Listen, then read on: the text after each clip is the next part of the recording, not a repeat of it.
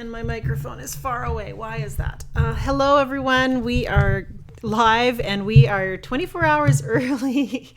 I'm feeling a little embarrassed about it, actually. I got all set up to run a broadcast today, our live lesson. And then as I go into the video control room on YouTube, it says your video is happening in 24 hours. And I realized I'd gotten my dates mixed up in my little brain. I was certain we were broadcasting on Tuesday instead of Wednesday. So I guess I should pay attention to the numbers on the calendar and not just the days of the week.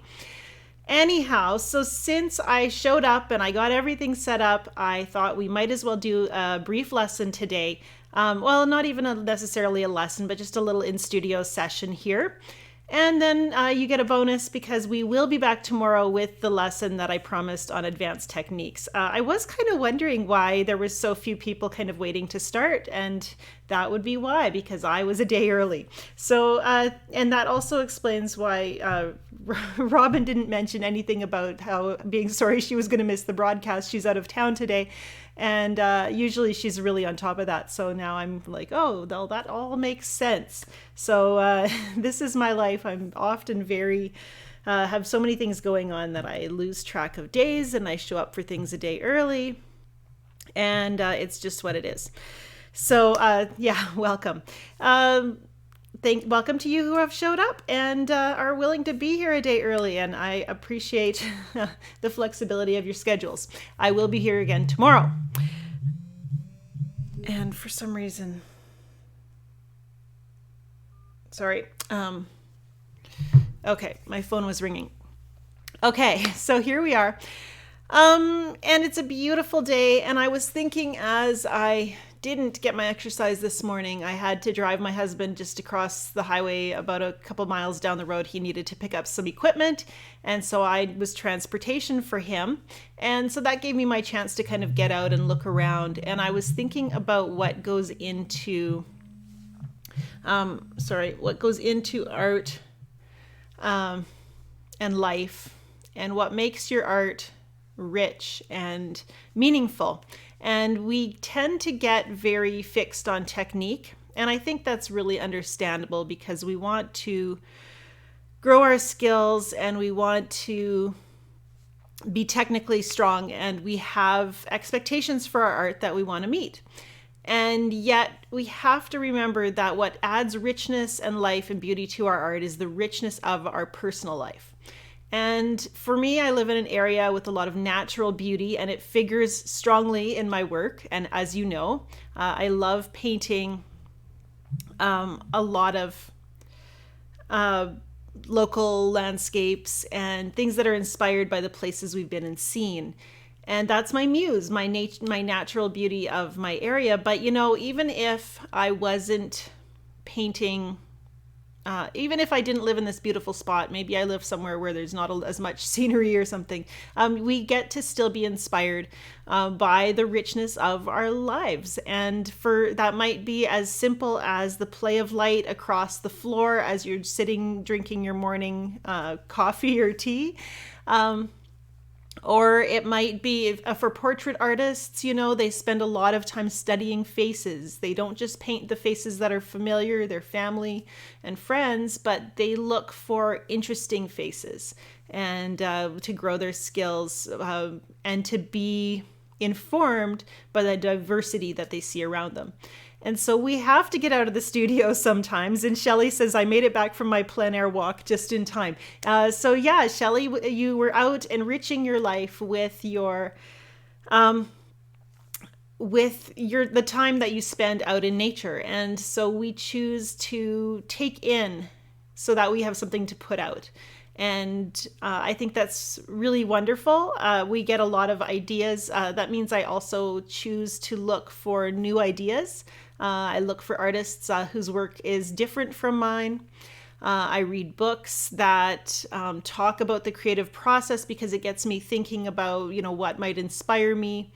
And how things that I think don't inspire me actually inform my work. Sometimes the art we don't like can be as influential in our work as the art we do. And I think that's pretty cool. So just just as you're thinking about how to make your paintings better, sometimes it's not always about logging more brush miles.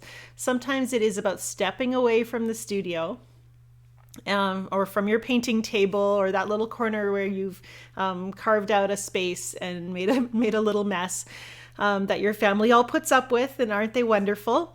And just seeing the world and taking something new in, or looking at the world with fresh eyes, or just pausing to notice a little beautiful corner, or the flash of light on a beetle's wing, or, it's amazing where inspiration comes from when we are attuned to it, and we are building creative muscles that help us to be attuned to the beauty in the world, in those little small things. And I've started making lists of things that make me very happy when I see them.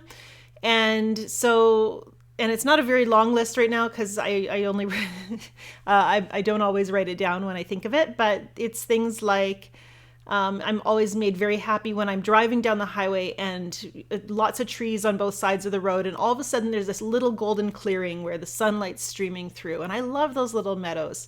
And so they make me happy when I see them. And what was the other thing? I write it down on my phone, so that I always have a list nearby. Another thing that makes me really happy is the foreign foods aisle at the grocery store.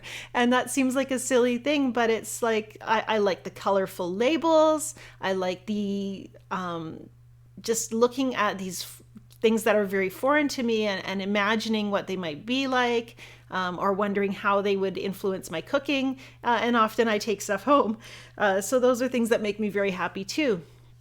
Another thing I love is little bridges over creeks. I wrote that one down. And just that little trickling creek with the light shining on it, and then that beautiful little bridge that gives you that opportunity to step into that new world. It just gives me this special little feeling inside. So I write those down, and I think they are part of who I am, because they have that deep visceral connection, and then they inform my work. Even if I'm not painting those things, I think still my personality gets to come out in my paintings. So think about that. Think about how the things that you love, and they'd say stuff about you even when we can't define it, and I think that's pretty awesome. Okay, so we are going to switch over to our work surface here. Again, for those of you who are just joining us, I was wrong. Our live lesson is tomorrow. So we are here a day early, just hanging out a little bit. And so I will be addressing the specific questions that were asked in our Fearless Artist community. I'll be addressing those tomorrow. Don't want to get into all of that. When I set a date, that is not the date that we're actually standing here. So yeah, we're going to quickly switch over to our work surface. And actually, you're seeing a little sneak preview of some of the stuff we're going to be talking about tomorrow. We're talking about painting larger. So I took some of my smallest paintings, and we're going to be talking tomorrow about how to translate those, something that's small like this into something that's big like this. And we'll be talking about large brushes and some supply issues as well. So we'll be working with that tomorrow. And I'm excited about it, and yet a little intimidated, because I never feel like an expert in this kind of thing. I can share with you what I have learned, what I know, and that is really as far as, as much as I can do. But at the same time, we are a peer group here. I'm speaking to you as a fellow watercolor lover and learner, and so I don't have to have all the answers, and I'm kind of glad about that. I can just share with you what I've learned. I'll show you something that I've been working on this week. And you can see what you think. This is, I've just gone through my local photos, and usually all of these sky photos have like power lines bisecting them. So that's where we get to be artists and remove the power lines and paint the scene we see. And I've been also working with some of the new grays from Daniel Smith. They came out with these late last year, or early, I think actually in January. Alvaro Castañet, I'm probably not pronouncing it right. He had two grays, his Caliente gray and his Fresco gray. And Joseph, I don't know how to pronounce his name either, Zbukvik. Zbukvik. Anyhow, he has three here. He has a warm gray, a cool gray, and a neutral gray. There was also this gray titanium, and then also in the set was red jasper genuine. Those were all released in January. And it's interesting with grays because most of us watercolorists, we mix our own grays. We don't have black or white in our palette, so we're not making gray out of black or white. We are making it from combining neutrals. And so here we have an assortment of grays that are in the tube that we can use. And of course, these grays are made from actual complementary colors. This warm gray, for example, is yellow ochre, quinacridone violet, lamp black. So it has some black in it. Yellow ochre and quin violet. So it's going to be a more opaque gray because yellow ochre generally tends to be a bit opaque. And that's not the one I've been using. I tend to gravitate toward cooler grays. So for this painting, I believe I chose the Fresco gray, which is an ultramarine blue, ultramarine violet, and a little titanium white. So again, interesting combination. I must be 1, 2, 3 different pigments. And that's interesting that it was a blue and a violet with white. There's not actually a complementary color in there. Curious. And this one's burnt sienna, ultramarine blue, lamp black. This is the Caliente gray. So burnt sienna and ultramarine blue do tend to make a beautiful neutral. Often, if you're talking neutrals and asking what people use to make gray or a darkest dark, they're going to, or a black, they're going to tell you they're using burnt sienna or ultramarine blue. And so that's what's in this Caliente gray. So that one's going to feel really familiar. And we might as well go through all of them now since we're here. The neutral gray, Joseph Zbukvik, I'm going to just keep saying it wrong, says it's ultramarine blue, bone black, and graphite gray. And there are pigment numbers as well for those of you who are into that sort of thing. And all of that information is available on the Daniel Smith website. So I'm not going to go into detail because I'm not very good at pigment numbers. But yeah, ultramarine blue and then a black and a gray. So that's to create their neutral gray. That's very interesting. And I haven't used these enough to get to really get to know them. So, and finally the cool gray is cobalt turquoise, quinacridone violet, and lamp black. So, and you know how I feel about cobalt teal and cobalt turquoise. So that one's going to be fun to get to know as well.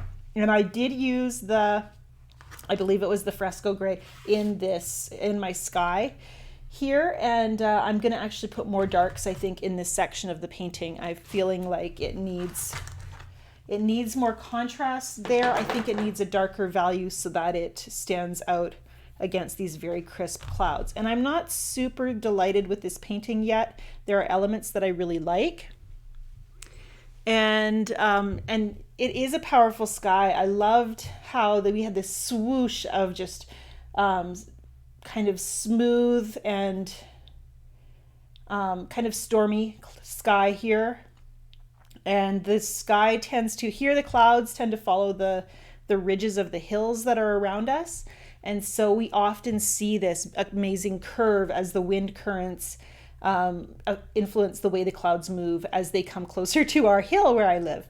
And then off in the distance, we have the big puffy cumulus clouds. And so that was fun exploring those. And I feel like maybe I went a little too crisp with my edges. I'm not sure why. I'm not completely happy with this. When I'm critiquing my own work, and we talked about critiquing our work last week, but when I'm critiquing my work like this and I have something in my painting that's not working the way I thought it would, or it's not as impactful as it should be, or it doesn't have the same dynamic as it did in the reference photo, I know that probably somewhere along the way I lost my values somehow. I missed a step. Maybe my contrasts weren't strong enough. Maybe they were too strong. That's a values issue. Maybe I yeah, maybe my transitions of values were, missing something. Maybe, yeah, sometimes it's a very small change that can influence the painting. Right now, I feel like this dark shape is competing with these cloud shapes, and I have to decide, usually before I start painting, which of these elements is going to be number one, which is going to be number two. They're both very powerful, impactful parts of the painting, but somebody has to be the winner. They can't arm wrestle. So not forever. Somebody has to win. So which shape should be dominating, and how do I make it come out as the first thing you see, and then your eye moves to the other elements. And I feel like our eye should be falling in here and swooping down to these clouds. And I think by making my contrasts as strong as I did here, I missed that a little bit. I missed my brief. So what I will plan to do for this painting is do it again and just experiment with, yes, the reference photos showed me a lot of crisp shape in the clouds, but maybe for the sake of my painting, I need to soften some of those shapes a little bit. And so I'll experiment with that and start to just explore how to make that more effective. I can experiment with changing the shade of blue that I'm using in the sky here. So this is a manganese blue, I believe. Take a look here. Yeah, it's manganese blue made by Core, and I really like that blue. I like that shade, but at the same time, it's a little bit granulating, so it's a little bit streaky. And so if I want it to be perfectly smooth, I might need to switch to a different blue, the one that's just flows a little more smoothly, or work with maybe a little less pigment, go with the paler value and see if that makes a difference in how it impacts the painting, because it's a very strong dominant shape in this painting as well. So that's all stuff that I'm thinking about and trying to work through as I'm teaching myself how to paint from that reference photo. And it's an ongoing thing.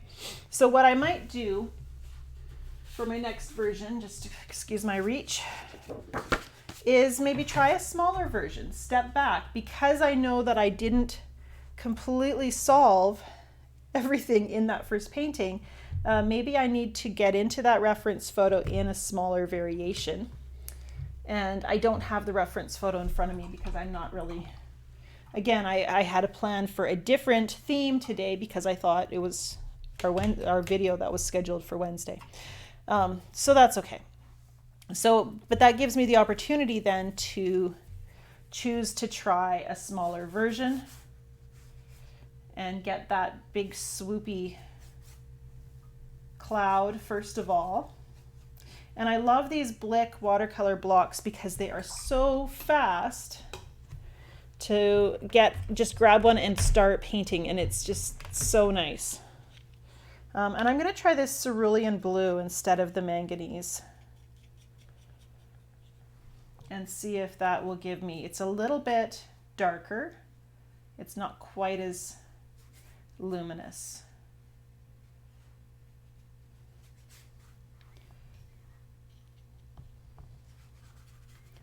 And I'm going to this is a smaller version, so it's going to be much more simplified.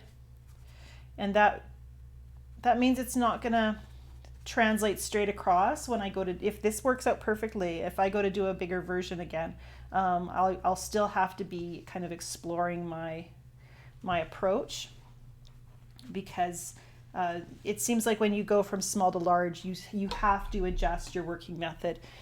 And there is an element of the unknown about that, sizing up. And we're going to talk about that tomorrow. So right now I'm just getting that beautiful curve and leaving that shape for the distant clouds. Over here there was like the bottoms of clouds were kind of shadowed there, so we'll do that. And here we have, the start to our sky. And I can see that cerulean that I have, it feels like it's also granulating. So I'm, again, not getting that perfectly smooth blue sky. I'm going to see if I can up my contrasts by touching in some darker blue here.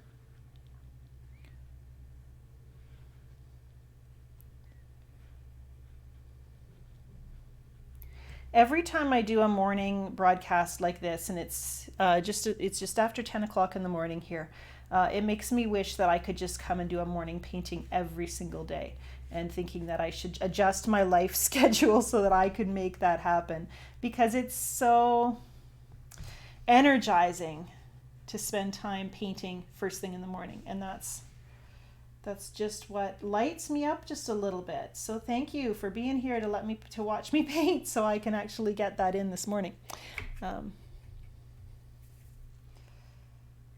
Okay, we're gonna do that swoop, and I'm not using the gray this time because it's not squeezed into my palette and I don't feel like squeezing it out. Sometimes we choose color really intentionally, and sometimes we don't choose color because we're too lazy to load the palette with that color that we need. Over here I had a little swipe with my brush at the very first stroke that I did, and you can see it's kind of settled into the paper there. We can use that as we create depths in our clouds. I think it's not going to disappear completely, but I'm not too worried about it. Again, this is my sketch, this is my exploration, so it doesn't have to be flawless. I really feel like I learn so much when I'm able to let myself loose, to be relaxed as I paint. And so if I'm really fixed on getting those details exactly right, I lose some freshness that can happen when you're working with those big brush strokes. You're really relaxing into the painting.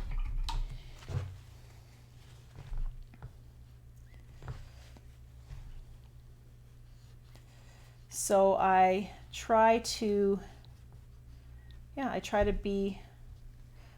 make room in my studio practice. I think that's what it is. As I try to make room in the very beginning of every painting session, and I've talked about this before, to really feel in tune with the painting. And if I can not be thinking about, oh, I really want to get this right, if I can just be focused on what feels right as I paint it, it seems like I'm able to get a fresher look, trust myself a little bit more. And a lot of this is an exercise in trust, trusting that I can move my brush and create a stroke that looks beautiful and fluid, and trusting that, if I make a mistake, I can use it to take my painting in a new direction that I maybe didn't see before. I'm liking this combination of blue and violet. Immediately as I've started to add shadows to my clouds, you can notice how much darker they've gotten, and it's really hard to not go too dark when you start adding those shadows. So I should be more restrained than I've been, and really make sure that those bright whites stay in the painting, and I don't cover them up, because again, it's a small painting, so it's really easy with a busy brush to get in there and all of a sudden you've lost all your white highlights. I'm going to put my landscape in. The little zoisite, a little phthalo yellow green. It's when you have this amount of clouds, you're going to have patterns of light and shadow, where the sun's beaming through and creating bright lit areas of the grass that's just glowing, and then other areas where it's a little darker and murkier. So there's a beautiful contrast on the landscape when the clouds are this many and this dense. So we can think about that and plan both of those in the painting. And I didn't entirely lose that line that I had placed with that first brush stroke, but I'm ignoring it. I'm cultivating a blind spot in my brain so I don't have to think about it. Yeah, it's what it is, and it doesn't bother me that much. Later I could decide to go in with a smaller brush, and adding a little bit of line sometimes can break up a streaky edge that you don't like, you can just add some darker values in these kind of dotted line areas, lost and found edges, and often that'll break up a pattern that you might not like. So even just that strong shape kind of detracts from that faint line that's in behind it, which I'm not even sure you can see.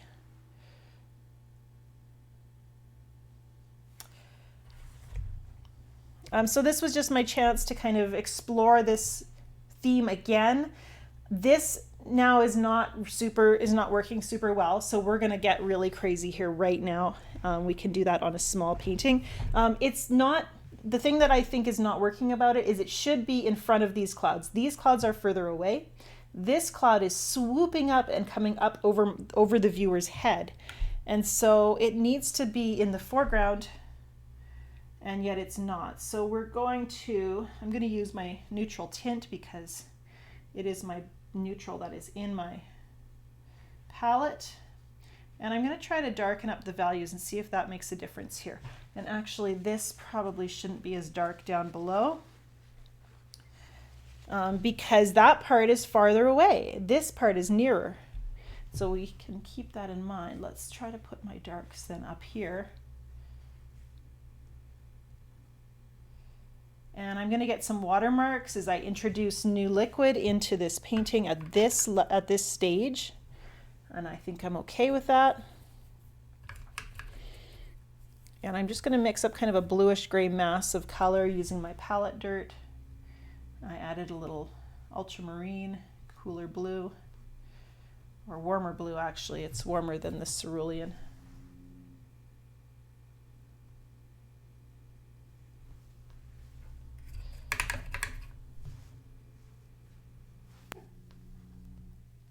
And I'm going to just focus on this upper part of the cloud and see if changing that makes a difference, because in my original painting that was a paler area as well. So maybe that's what I missed, was putting that, getting my values right in the different distances of the cloud shape, because the lower part is further away.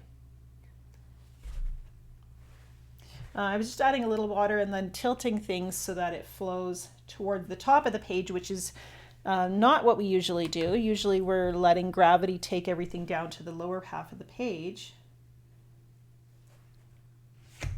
And then once that bead of water has flowed to the top, I'm just going to swipe it away here and lift it up. So, I think I could probably go even more dramatic with it.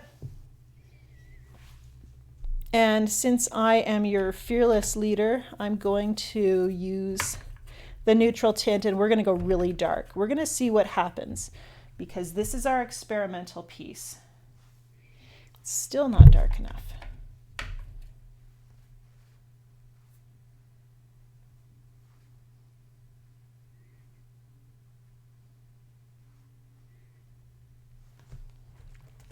And we're going to see if that makes a difference. I don't know. It might not, but it's worth a try. And if it doesn't work, I don't know if you're timing me, but I haven't spent that long on this painting. And that gives us the freedom, working small, working quickly, keeping things fresh, gives me the freedom for a do-over, you know, whether it's later today or tomorrow or immediately, doing a knee-jerk reaction version where I say, okay, that didn't work, or I didn't like that aspect. What if I change it to this? And I have that opportunity to experiment and try again. I think in my reference photo, if I take the time to kind of figure out where is the bottom of this swoopy cloud? Is it over here? Is it needing to land more in this area? That could be part of my issue as well, because it still feels like something's strange about it. So more observation of my reference photo is one way to help me figure that out and cure it. And sometimes our observation of our reference photo is not going to be accurate until we've painted that scene at least once. And as you paint it, you start to see those gaps in your information. And I've talked about this. I talked about it in Heart-Led Landscapes. The first version tells us what we don't know. and then we move on from there and build up our painting and start to put in those details. So that's what I've learned as I've worked from reference photos for so many years, just recognizing that I can't know it all in that first version. I don't necessarily know it all in the second. As I build on that painting, I get better at actually seeing those little elements that can make a huge difference in your scale and your depth and your proportions in your painting. And values are a really big part of that. Okay, just hang on for a sec.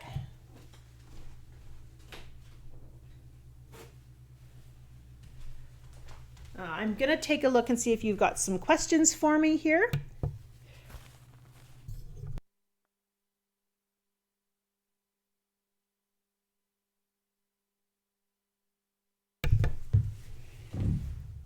Okay, switching this, actually, it's I'm just pausing before I switch the camera. It's kind of neat to see it on my work surface, because what I see when I'm face to face is a little different than what shows through the camera. And sometimes just looking at it through a camera viewfinder makes a big difference. And there we go. Okay. So,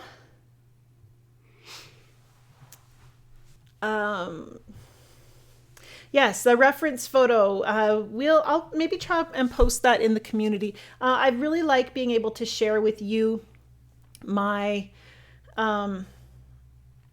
my process. So here's a photo that's inspiring me. Here's my first version. Here's how I adapted and changed and eventually, hopefully, got to the version that I fell in love with, and that I felt like said something about who I was as an artist. It takes this level of persistence that we need to have, and I know you have it. You're here because you're too stubborn to quit, even when your painting's not turning out, and that's a great quality to have. And yeah, so we will continue to I might be able to find that photo, but right now, but we just have to keep working out our images, our paintings, with that persistence that builds strategies and creates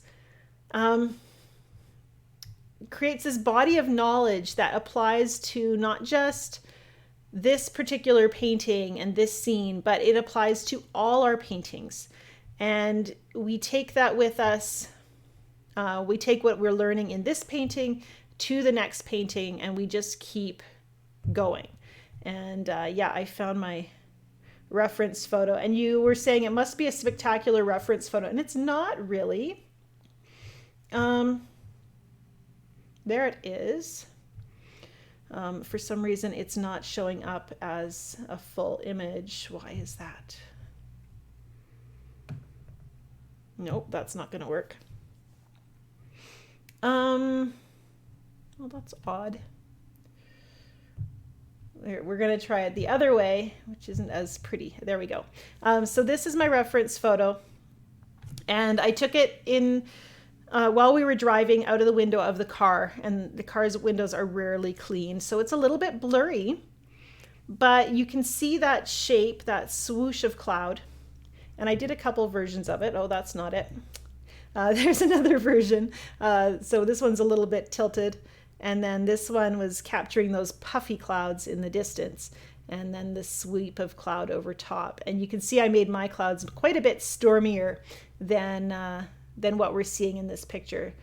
So it's an exercise in observation, but it's also an exercise in editing. And I think you can see that as we look at the reference photo. It's not a perfect photo, but it gives us that basic shape that we need, and to inform our painting. And by paying close attention to value and exaggerating some values and emphasizing the shapes of our focal point, we can create something that's really dynamic and beautiful. Plus, we get to use colors that make us happy and that we really love to use. I didn't talk about it, but the one violet color that I chose today to use for that sweep of cloud is my manganese violet, this little one right here. And Daniel Smith doesn't make a manganese violet. I'm not sure what they would have that would be comparable, but this one's from Schminke. And I just love using it. It's this beautiful red violet. It granulates and creates this beautiful texture, and it's just one of my favorite colors to use. I'm gonna wrap up. We are back tomorrow with the actual lesson that I promised you. Shelly says, "Don't take photos and drive. That is always so tempting." It is. I actually want a dash cam, so I don't have to. I don't have to try to take photos and drive. But usually, I'm in the passenger seat if I'm taking photos on my drive. And it's so funny because if I could paint and drive, which none of us can, but if I could, I'm so inspired when I'm driving and looking at the scenery. And of course, when you're driving or traveling in a car, you're a captive audience. You have nothing to do but look at the scenery. And I really try actually to make a point of not bringing a book along, even if we're going on a long road trip, or not studying my phone. I want to focus on just the world around me and seeing it go by. And we were really fortunate recently when we went to on our outing to a waterfall, and it was about a 3-hour drive there and 3 hours back into the backcountry, and we saw two lynx on the highway as we were heading home, and they were yowling at each other, and they were amazing. And we would have missed that if we hadn't been, focused on studying the scenery around us, and you just never know what you're going to see. So I will be back tomorrow, same time, same place. Join me. We'll have a lot of fun just talking about some advanced techniques and really they're principles that you can apply at any stage in your journey, but just different things to be thinking about as you start to take some steps to determine your own path in your watercolor journey. And I'm here to help you with that. And I love that we get to do this as a community. I think it's really fun that I get to kind of feel a little more relaxed because I know you're my fearless artists. You're here, exclusive members of the community. We're not just broadcasting publicly on YouTube for anybody to stumble on. This is, you get it. And I love being able to talk to you about watercolor in a way that I know we understand that beautiful journey of not being perfect, but being able to make beautiful things anyhow. So we'll see you tomorrow. Well, I'm going to say goodbye now once I find that stop button. And yes, back tomorrow. Think about your questions. I'm happy to take more questions tomorrow as we go through that question and answer session. So I'll see you then. Bye for now.